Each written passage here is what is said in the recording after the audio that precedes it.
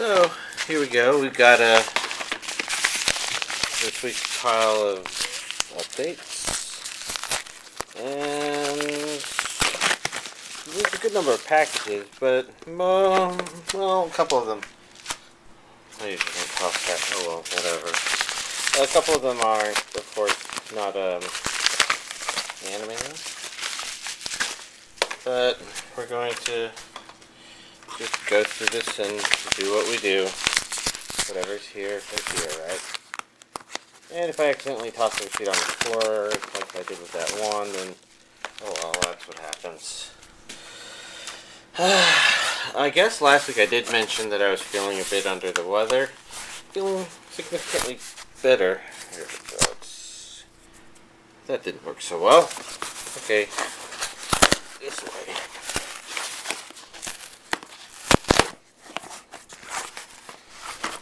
There's a lot more.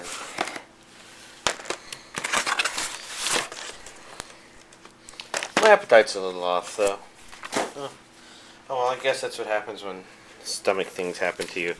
So, let's see. First of all, these are obviously not anime, but they are games. We got Rune Factory 4, and I've only ever played Rune Factory Frontier, so I may or may not even start this one up. I don't know. And then, since I do have Etrian Odyssey, later one, I went ahead and ordered this remake of the first one, I guess.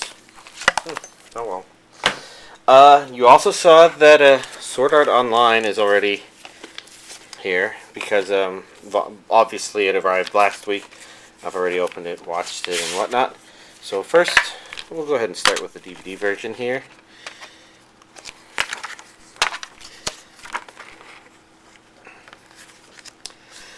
We got a little poster, we've got a card, a proof of purchase. Let's see, we've got some nice scenery in the back. Then we've got 2 images and a me in the background recording. It's actually really freaky. That's the second DVD volume, and then the second Blu-ray volume. Let's see, I guess before I continue on, I have not taken this off yet. Hold on. What was on the back of the other one? It occurs to me that it makes sense to check. I guess I'm not going to comment on those. So I might say something I don't really want to say. Oh well. I guess I'll decide if I'm going to keep that later or not. I'll have to check the first one, and I remember the first one still has a lot of its sticky material, so I wonder how much I can get off now. Well, you can see Aincrad Part 2. Basically, this is the second volume of the Aincrad story arc, which completes it. So volume 3 would be the start of, I think, the Fairy Dance story arc. This is probably just like the other one. It's got one of those locking tabs if you want to lock. And just like the DVD version, it's got those characters, it's just not as reflective. Very different background.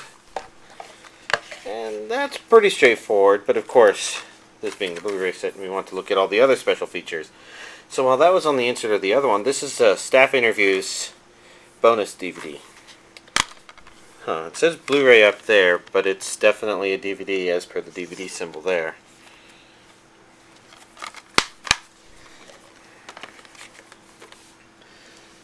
Let's see, assuming I'm doing this right.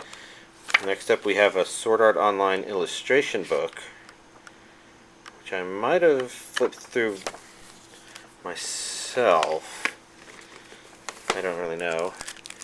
I probably didn't open too many of these because this has definitely not been opened yet, and I don't remember looking at these. But to be honest, I was looking forward more to seeing the content of the DVD Blu-ray, because unlike most of y'all, since I buy so many DVDs and Blu-rays, and I've already watched so many anime, I'm just not in a rush to import things.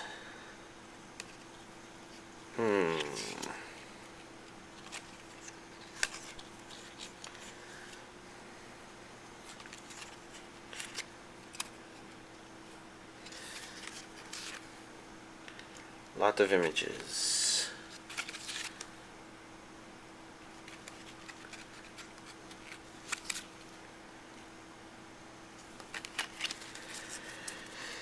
Those are the postcards this volume comes with. I can't help but think that not all those pictures look like they were relevant to the material I've seen thus far. But I won't comment too much on that for people who haven't seen this content yet. In fact, that's going to be a real problem with this week's update, is me figuring out how exactly I want to go about talking about having watched that. And when I talk about it in a little bit, I'll cover why. So this is, for their advertisement, this one has a card in it, as well as a trading card game advertisement. I don't know if I want to dig that out. Not that I have any problem with it. Then of course we've got our questionnaire and proof of purchase. But mostly because I don't want to take it out, because that one looks like it's not a lot of bang for buck in terms of taking it out. So next up we've got a Queensblade Rebellion, which I do believe will be the next Queensblade thing. This is the DVD version. The Blu-ray version didn't ship. In fact, these might have been a little bit delayed in the first place. This arrived today, and I think the release date was last week. So make of all that what you will. But it basically means that, oh, look, English dub. This is from Sentai. Because didn't Media Blasters release the first one? Okay, that's why this is heavier than I thought. This has a lot of discs in it.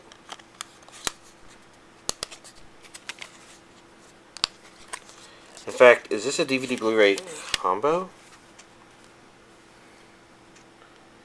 No, this is a soundtrack. This is also a soundtrack. This is disc 1, disc 2, and disc 3.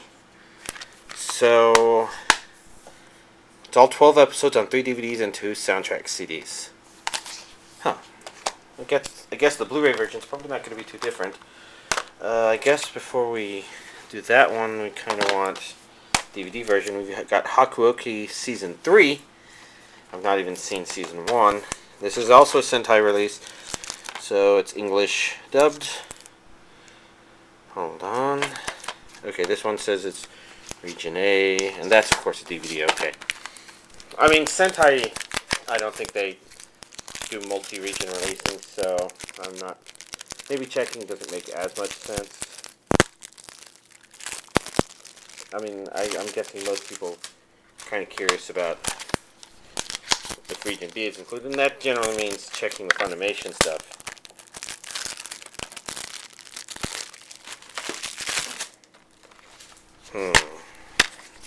So DVD version, we have 3 discs, and since I've not watched any of this series, I can't really comment on them. And then we've got discs 1 and 3's art images on the 1 and 2 discs of the Blu-ray.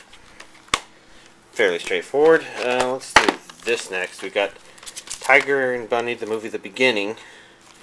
And I haven't watched any Tiger and Bunny, so I can't comment too much, but I heard from one of my subscribers, just in casual chatting, that apparently it summarizes, or completely redoes some of the elements of the first couple of episodes, but then it goes somewhere different. I won't entirely know what that means until I've watched it myself, but that's what they mean by Tiger and Bunny The Beginning. So apparently it's an alternative way to start watching the series, I guess. And once again, this is a Viz release, so of course it's going to be dubbed. wondering if it even says anywhere.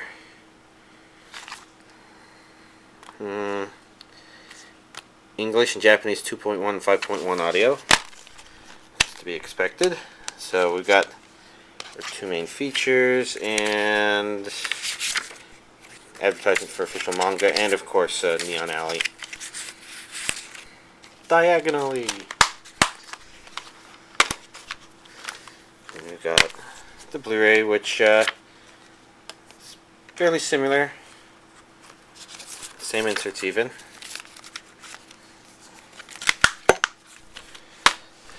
And last but not least, we have Funimation release Sankarea Undying Love. I'm trying to remember if she's dead, but they've never felt more alive. Okay, that's already kind of interesting. There's been a couple of anime like that this year, it seems like. What was it? And there was another. Dusk Maiden of Amnesia.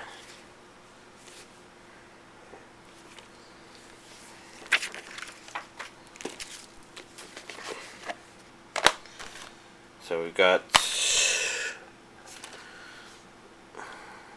They both say DVD and Blu-ray.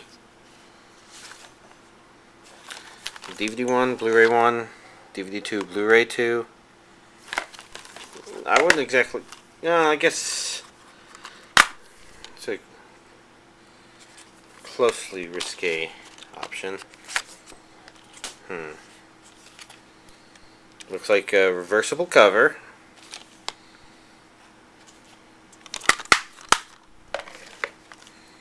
And then, of course, we've got disc 2s here.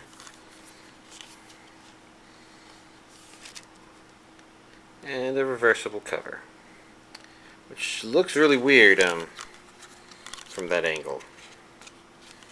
Oh well, I'd take it out, but it's a little delicate as it is. There we go, and this time I guess the piece of paper gets saved. Lucky paper. So, that's all of this week's anime DVD collection update.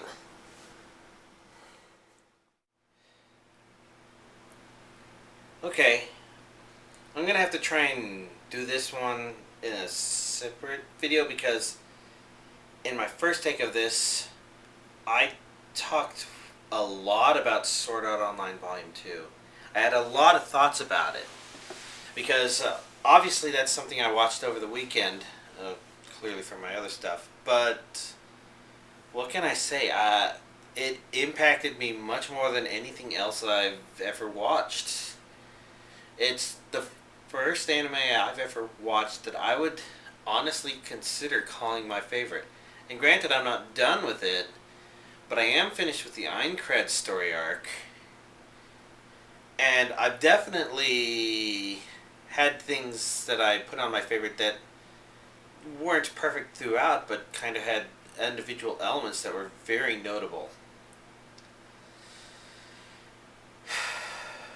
But I guess since that video is far longer than anything I've ever uploaded onto YouTube, period, I'm just going to do this separately. So, of course, before Sword Art Online Volume 2, I did finish watching Michiko and Hachi, which, as per my expectations last week, I guess you could say it was both above and below what I was expecting of the series. I kind of mentioned I watched it because it was, I think it's from the same people who made Cowboy Bebop and or Samurai Champloo, which basically meant that I kind of was expecting to not care about the ending. Actually, I cared a little bit more about the ending for this one than I did for those, although Cowboy Bebop was not far behind, I guess. And I can understand why Michiko and Hachi doesn't rate as highly. I guess the real problem with it is, well, it does a maybe better job with the ending. It's not as fun a journey reaching there as Samurai Champloo and Cowboy Bebop. And there's a lot of reasons why. But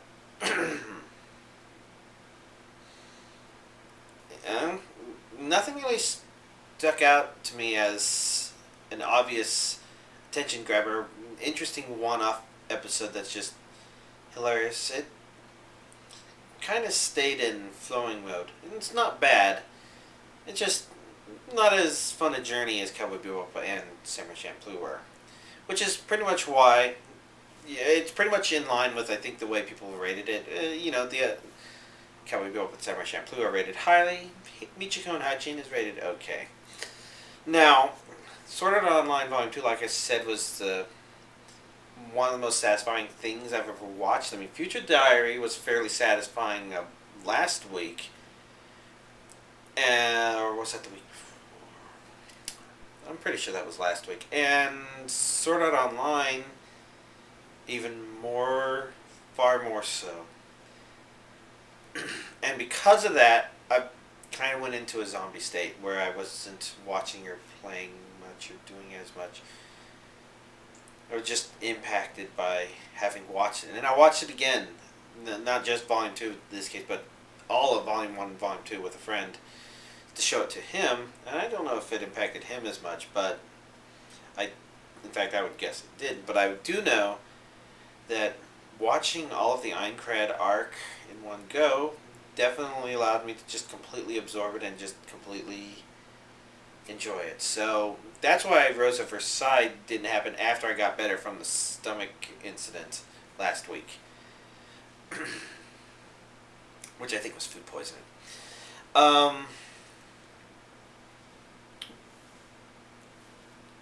But I guess it should start up again really soon as I'm done getting over the fact that I'm done with that part of Sword Art Online and don't want there to be more episodes.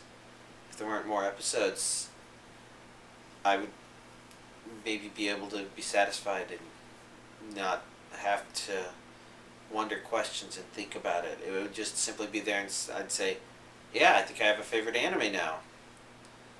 Go Sword Art Online. Congratulations. It's really interesting watching it with Hack Sign close to the mind simply because Hack Sign was a favorite. Because I can say that I definitely thought Sword Art Online was better than Hack Sign, but it didn't replace Hack Sign because it doesn't do the same sorts of things that Hack Sign does. Very interesting. And because of that, it plays off of, if you go into it expecting or wondering about Hack Sign's sort of twists, you kind of realize they're not. It does something different. And again, I went into way too much detail in my other video about why it was my favorite and whatnot. So instead, let's go with the important things, where it was interesting to compare contrast with High School DxD, which I intentionally chose because I knew I would not be able to break out of that anime depression, I think people call it, unless I just powered through something. And I chose High School DxD because I wasn't rated. It didn't seem like there was as bad an impact, and it was clearly a fan servicey anime. So I figured put something on the TV that is at least fan servicey, if nothing else. Draw my attention to the TV. And the truth of the matter is, I thought High School DxD was actually pretty well done, even if everything about it is kind of the opposite in execution to Sword Art Online. It just means that High School DxD won't be able to be a favorite, but I did think it was good. I think it did very clever things with the material it did work with, but I can't go into more details on that without talking too much about Sword Art. So other than that, I just started watching Squid Girl, and I rewatched that. It's a fun watch. Not exactly gut-bustingly funny or anything, just very amusing to watch. Fun to watch.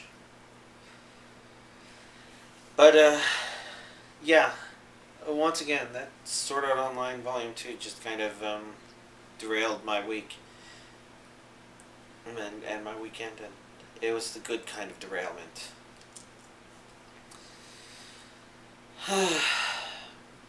And maybe I'll post the part of the video where I was talking about anime or something, or maybe I'll just have to do a completely separate talk about Sword Art Online, because there's a high possibility that even though I didn't think I said anything too spoilerific, there could be aspects of it that are very spoilerific the way I said it. because I've just had so many good ideas and thoughts analyzing why I liked it that I don't know if I'm properly separating the good ideas that are spoilerific versus the ones that aren't. In fact, my favorite comparison is potentially spoilerific of not only Sword Art Online but something else. So, yeah. I don't know what I'm going to do about talking about that, but I guess you could say, hey, Giga Frosty maybe has a favorite anime now. I used to not be able to narrow it down below 20. And usually it's about what mood am I in and which of those would be favorite when. And maybe that'll change in the future, but, huh. Oh well. Anyways, beyond that, I can't think of anything relevant about upcoming releases other than, there should be a Queen's Blade Blu-ray, and I guess that'll ship when it ships. It's mostly a video game month. I know there's a hentai arriving tomorrow. A re-release of something I don't already have, so, I pick it up, because that's what I do with re-releases of any anime-related thing that I don't already have. But that's not a spectacularly notable thing, so y'all have a nice week.